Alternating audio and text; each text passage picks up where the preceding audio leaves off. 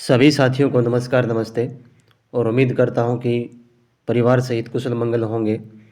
दोस्तों, आज की इस क्लास में एचटेट 2023 का पेपर सॉल्व करेंगे और टीजीटी लेवल 2 का रहेगा। वो हिंदी और हरियाणा जीके का पार्ट रहेगा। अच्छे लेवल के प्रश्न थे। तो आइए समय को व्यर्थ में न गंवाते हुए हम शुरू करते हैं हिंदी के प्रश्नोत्तर से। पहला प्रश्न हमारे सामने, विलोम शब्द के संबंध में कौन सा युग्म असंगत है। देखो, विकल्प आपके सामने हैं। घमंडी का विनीत, चिरायु दीर्घायु, तारुण्य वार्धक्य और तेजस्वी निस्तेज। कौन सा नहीं है जो इनके असंगत है? तो घमंडी विनीत ये ठीक है। चिरायु दीर्घायु, चिरायु और दीर्घायु ये दोनों पर्यायवाची हैं एक दूसरे की। चिरायु का मतलब लंबे समय तक जीने वाला, और दीर्घायु भी जिसकी आयु लंबी होती है। ठीक है ना? तो यही गलत हो जाएगा। बाकी देखते आगे। तारुण्य और वार्धक्य। तारुण्य शब्द बना है तरुण से। तरुण का मतलब होता है युवा। ठीक है ना? और वार्धक्य बना है वृद्धा से, वृद्ध से। वृद्ध से बना वार्धक्य। तो ये भी सही है। तेजस्वी जो साहसी होता है, जिसमें तेज हो, और निस्तेज जिसमें साहस ना हो, वो निस्तेज हो जाएगा। तो ऑप्शन नंबर इसका 2 सही हो जाएगा। ये इसमें असंगत है। तत्पुरुष समास का कौन सा समस्त पद अपने युग्म से सही सुमेलित नहीं है? तत्पुरुष समास के हैं सारे इसमें। देखो कौन से हैं। देखिए, गुरु दक्षिणा संबंध तत्पुरुष देखते हैं। देशाटन अधिकरण तत्पुरुष, रेखांकित करण तत्पुरुष, देश निर्वासित अपादान तत्पुरुष। तो कौन सा सही नहीं है? इसमें जो ऑप्शन नंबर 1 है वो सही नहीं है। गुरु दक्षिणा संबंध तत्पुरुष नहीं है, ये संप्रदान तत्पुरुष हो जाएगा। संप्रदान तत्पुरुष। और इसका विग्रह हो जाएगा गुरु के लिए दक्षिणा। ठीक है ना? गुरु की दक्षिणा नहीं, गुरु के लिए दक्षिणा हो जाएगा। देशाटन अधिकरण तत्पुरुष, देश में अटन करना। अटन का मतलब होता है घूमना। रेखांकित, रेखा से अंकित, कर्ण तत्पुरुष सही है ये। देश निर्वासित अपादान तत्पुरुष, देश से निर्वासित यानी कि निकालना, ये भी सही है। ऑप्शन नंबर ए जो है वो इसका गलत है, उचित मेल नहीं खा रहा। यही इसका आंसर हो जाएगा। निम्नलिखित में से कौन सा संधि शब्द अपने युग्म से सुमेलित नहीं है? देखो भाई, कौन सा नहीं है। अजंत व्यंजन संधि सही है। इसका विच्छेद क्या हो जाएगा? अच प्लस अंत। वयोवृद्ध विसर्ग संधि, वह है प्लस वृद्ध, इसका ये हो जाएगा। ये भी सही है। महोदार्य वृद्धि संधि, महा प्लस औदार्य, ये भी सही है। तेजोपुंज गुण स्वर संधि, ये गलत है। तो ये कौन सी हो जाएगी फिर? तो तेजोपुंज हो जाएगा। इसका विच्छेद बन जाएगा तेज है प्लस पुंज, और ये विसर्ग संधि हो जाएगी। कौन सी? विसर्ग संधि। गुण संधि नहीं है, तो इसका ऑप्शन नंबर 4 ही हो जाएगा। यही इसमें सुमेलित नहीं है। आगे देखो, ग, ल तथा ब उक्त वर्णों का क्रमशः उच्चारण स्थान कौन सा है? तालु कंठ ओष्ठ, दंत कंठ तालु, कंठ दंत ओष्ठ, ओष्ठ कंठ तालु। तो उच्चारण स्थान का मैंने अच्छा वीडियो बना रखा है ट्रिक के साथ। सिर्फ आपको 6 ही लाइन याद करनी। लाइन तो क्या, सूत्र है वो। यदि वो आपने अच्छे से देख लिए तो जो 52 वर्ण हैं, 52 नहीं 53 हो गए हम तो, 53 के जो 53 वर्ण हैं उनका उच्चारण स्थान उसमें निहित है। ठीक है ना? तो देखिए, ग का उच्चारण स्थान है कंठ। कौन सा हो जाएगा? कंठ हो जाएगा इसका ग का उच्चारण स्थान। तो कंठ सबसे पहले ऑप्शन नंबर 3 में है। और कौन से है? नहीं तो यही हो जाएगा। फिर भी देख लेते हैं। और ल का हो जाएगा दंत, और ब का हो जाएगा ओष्ठ। ठीक है, तो ऑप्शन नंबर 3 इसका सही आंसर हो जाएगा। ये इनके उच्चारण स्थान। आगे देखो क्वेश्चन नंबर 35। किस विकल्प का वाक्य पूर्वकालिक क्रिया का उदाहरण नहीं है? अब पूर्वकालिक क्रिया होती क्या है, पहले ये सुन लो, बाकी मैंने बता भी रखा है। कई बार आता है ये प्रश्न कि जहाँ कर्ता जब एक कार्य को समाप्त करके, यानी कि एक क्रिया को समाप्त करके जब दूसरी क्रिया में लग जाए, ठीक है, और ये जो क्रिया है ये वर्तमानकालिक भी हो सकती है, भविष्यकालिक भी हो सकती है, और भूतकालिक भी हो सकती है। ठीक है, एक क्रिया को समाप्त करके, एक कार्य को समाप्त करके जब कर्ता दूसरे में लग जाए तब वहाँ पूर्वकालिक क्रिया होती है। तो इसने पूछा है कि उदाहरण नहीं है। राम खेल कर चला गया, इसमें है राम पहले खेला और फिर चला गया, ये क्रिया ये हो गई। और इसकी पहचान क्या है? जहाँ जो मुख्य क्रिया होती है उसमें करके या कर ऐसा मतलब उसके आखिर में जुड़ता है। तो मैं ऐसा करना शोभा नहीं देता, तो मैं ऐसा करना शोभा नहीं देता, इसमें कोई भी दूसरी क्रिया नहीं है। ठीक है ना। सीता खाना बनाकर जयपुर जाएगी, खाना बनाकर उसने खाना बनाया, बनाएगी पहले वो, और फिर जयपुर जाएगी, ये दूसरी क्रिया होगी यहाँ पे। अध्यापक उदाहरण देकर छात्रों को पढ़ाते हैं, पहले अध्यापक ने उदाहरण देगा, उदाहरण दे रहा है, ठीक है, और फिर जो है वो पढ़ा रहे हैं, पहली क्रिया दूसरी क्रिया। तो ऑप्शन नंबर जो 2 है ये इसका सही आंसर है, इसमें पूर्वकालिक क्रिया नहीं है। आगे देखो, नीम हकीम खतरे जान उक्त लोकोक्ति का सही अर्थ क्या है? तो कौन सा हो जाएगा इसका? पहले स्वार्थ बाद में परमार्थ करना नहीं है।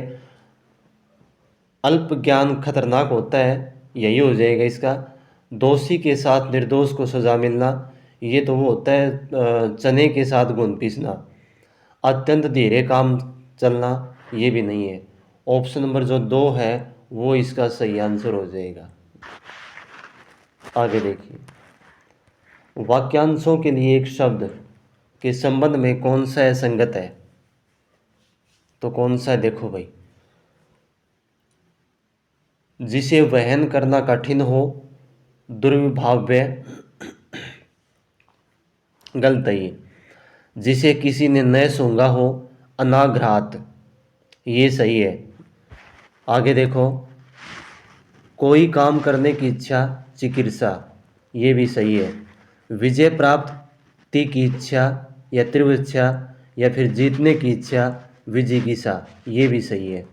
तो कौन सा सही नहीं है इसमें? असंगत कौन सा है? असंगत इसमें दुर्विभाव्य है।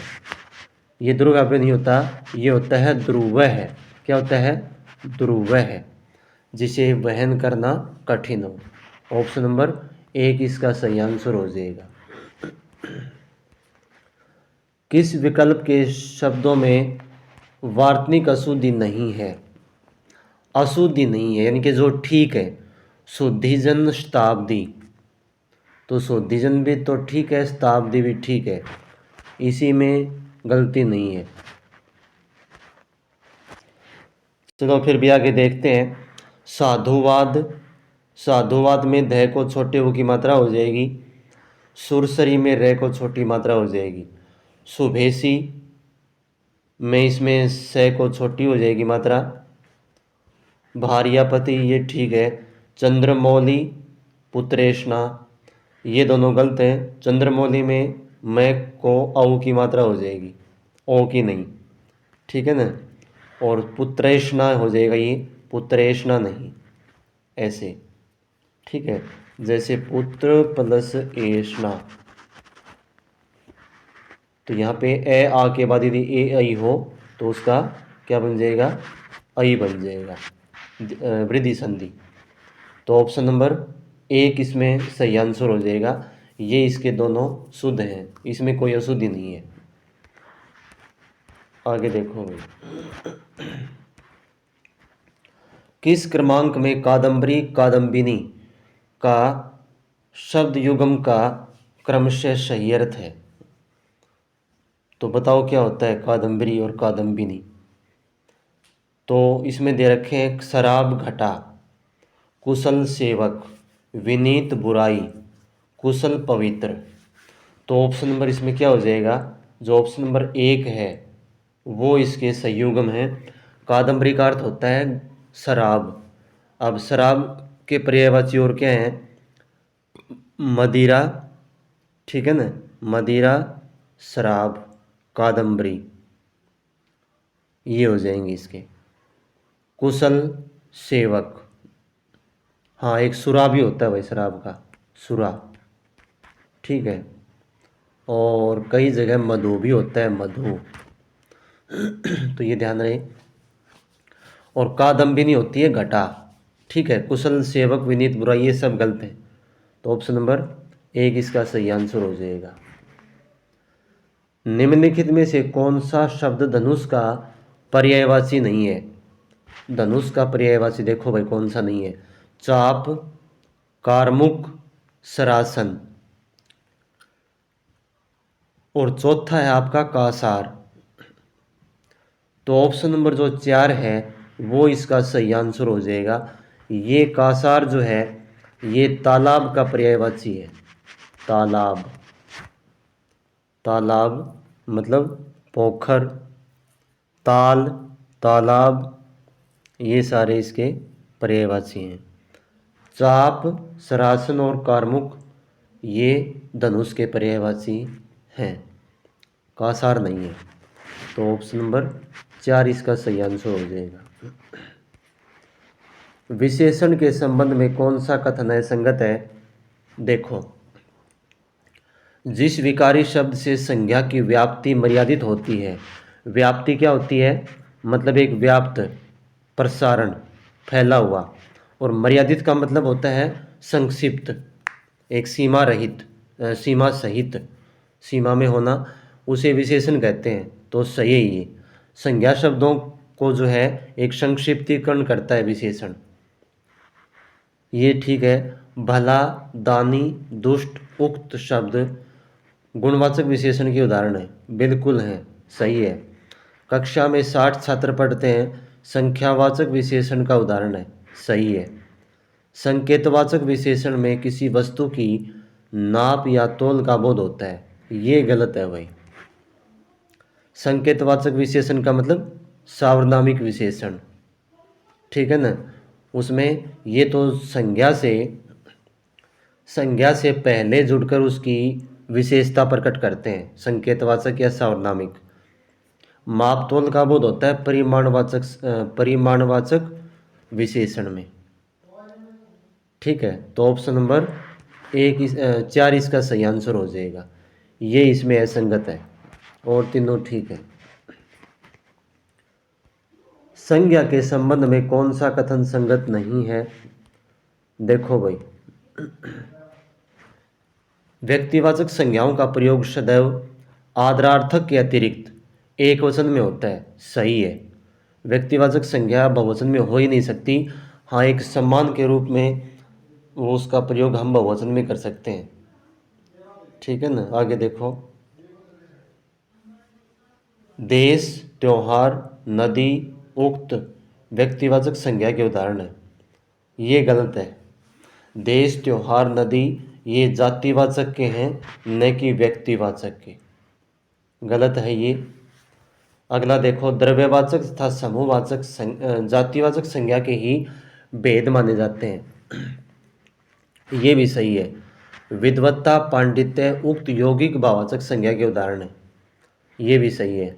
यौगिक भाववाचक संज्ञा का मतलब जैसे मानवता, ठीक है ना, बचपन, ये सारे यौगिक भाववाचक संज्ञा के उदाहरण है। विद्वत्ता, पांडित्य, तो ये भी ठीक है। ऑप्शन नंबर 2 इसका सही हो जाएगा। ये इसमें जातिवाचक के हैं, न कि व्यक्तिवाचक के।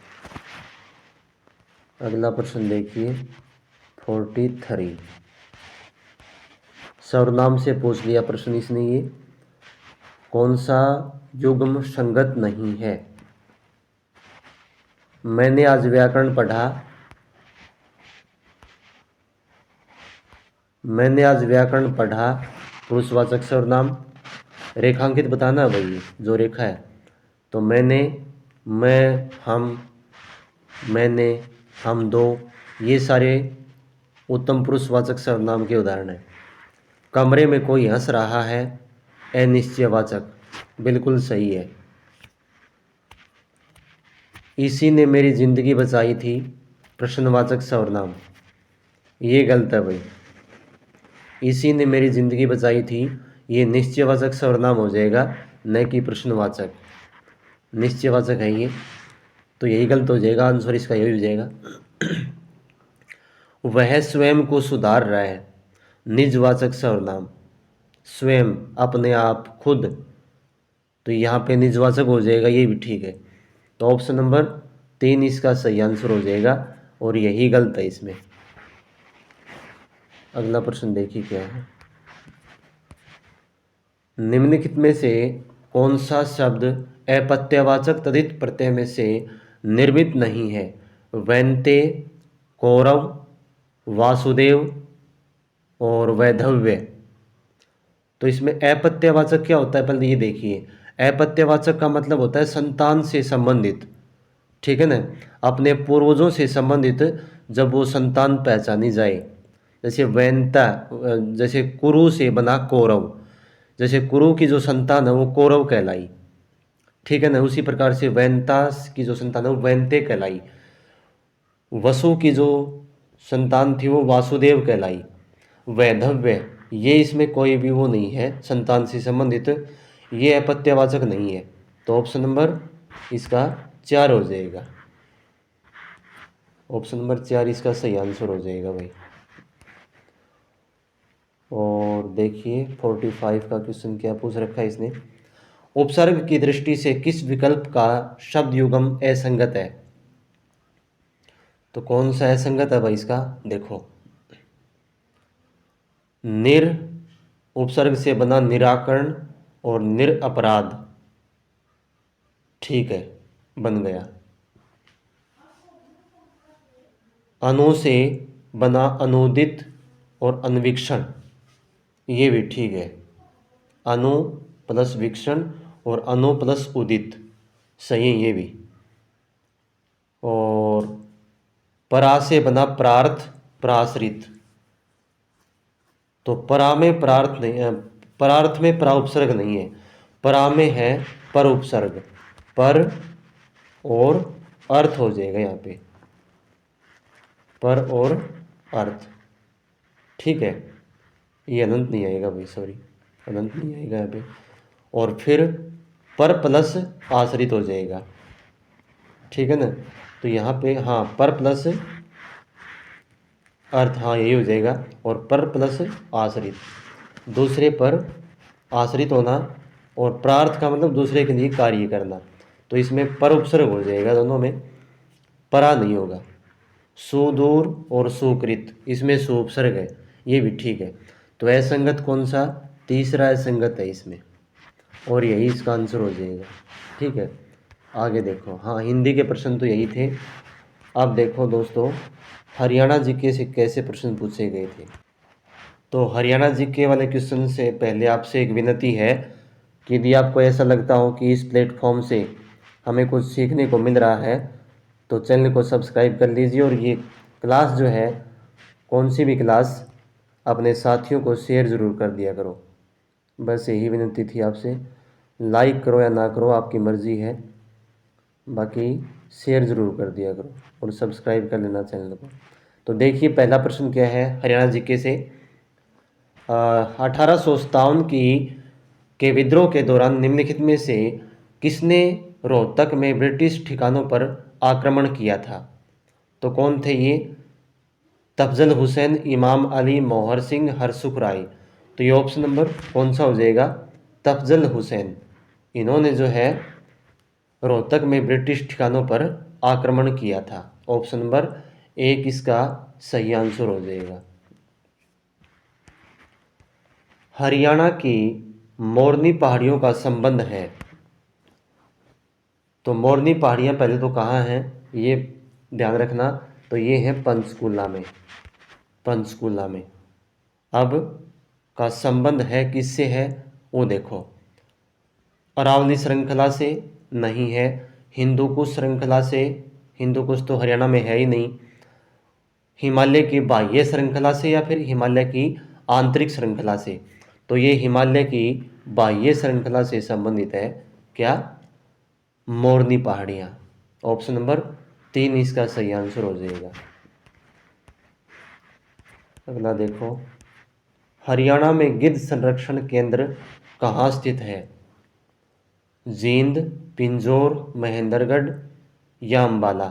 तो ये गिद्ध संरक्षण केंद्र जो है वो पिंजौर में स्थित है, पिंजौर। और पिंजौर भी कहाँ है, पंचकुला में ही है। आगे देखिए भाई, अगला प्रश्न देखो क्या है, हरियाणा में कितनी तहसील हैं, 95, 49, 143 या 74। तो कितनी हैं, हरियाणा में 95 तहसील हैं। पहले 93 थी, बाद में 95 बनाई गई है। ऑप्शन नंबर 1 इसका सही आंसर हो जाएगा। हरियाणा के किस जिले में खेलो इंडिया महिला तीरंदाजी रैंकिंग प्रतियोगिता का आयोजन किया गया। तो कहाँ किया गया था ये देखो,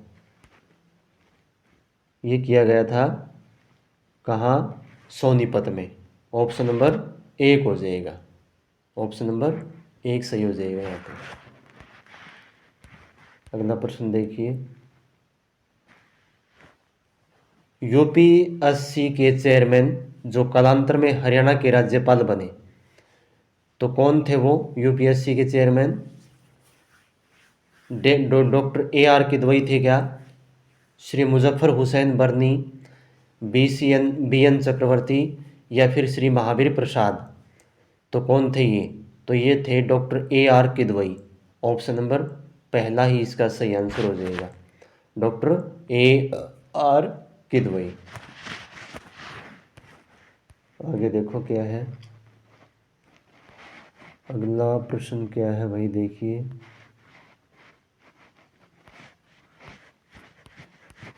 हाँ, चावल की फसल को अधिक परंपरागत फसलों से प्रतिस्थापित करने हेतु हरियाणा सरकार द्वारा चलाई जा रही योजना कौन सी है, मेरी फसल मेरा ब्यौरा, मेरी विरासत, मेरा पानी मेरी विरासत या हमारा धन।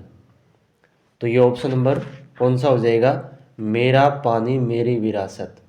ये योजना चलाई जा रही है इसकी, ऑप्शन नंबर 3, पानी को बचाने के लिए, क्योंकि धान की फसल में जो है ज़्यादा चावल, उसमें जो है ज़्यादा पानी की खपत होती है, इसलिए। आगे देखो, हरियाणा में national institute of fashion technology संस्थान कहाँ स्थित है। तो कहाँ स्थित है ये, तो ऑप्शन नंबर 3 हो जाएगा, ये पंचकुला में है। कहाँ है, पंचकुला में। पानीपत जो है वो किसके लिए प्रसिद्ध है, कंबलों के लिए, गर्म कपड़ों के लिए।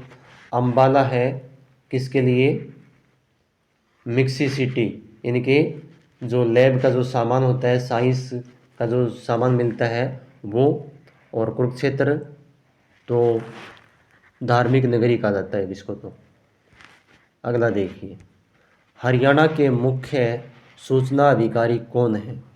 तो ये पुराना प्रश्न था। अब इसका अब वर्तमान का जिक्र करें तो हरियाणा के वर्तमान जो सूचना अधिकारी हैं वो TVS प्रसाद हैं। TVS प्रसाद हैं ये, उनका पूरा नाम तो ध्यान नहीं मुझे, लेकिन ये ही है, ठीक है ना। वैसे पहले उस समय थे doctor Vijay Vardhan. Option number 3। आगे देखिए, हरियाणा के निम्नलिखित संतों में कौन पूर्ण भगत के नाम से लोकप्रिय थे, बाबा मस्तनाथ, बाबा गोरखनाथ, बाबा चौरंगीनाथ या बाबा पूर्णनाथ। तो ये थे ऑप्शन नंबर 3 बाबा चौरंगीनाथ, पूर्ण भगत के नाम से लोकप्रिय थे ये। तो ये थे दोस्तों हरियाणा के जीके के प्रश्न। तो आज की क्लास को यहीं विराम देते हैं। उम्मीद करता हूँ कि कुछ न कुछ सीखने को मिल रहा होगा। मिलते हैं अगली ही क्लास में जल्द ही किसी नए मॉडल पेपर के साथ या और किसी विषय के साथ। धन्यवाद सभी को। जय हिंद, जय भारत।